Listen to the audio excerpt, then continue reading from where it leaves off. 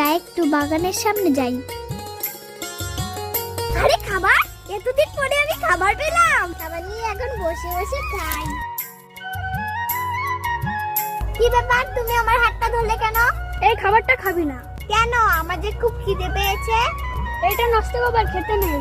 তাহলে কি খাবো আমি? চল আমার সাথে আমাদের বাড়ি।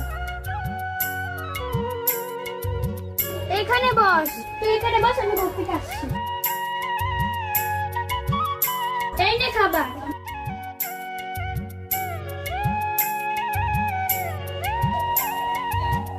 অনেকদিন পরে পেট ভরে খেলাম। এটা পড়ে নে। দিদি তুমি না খুব ভালো।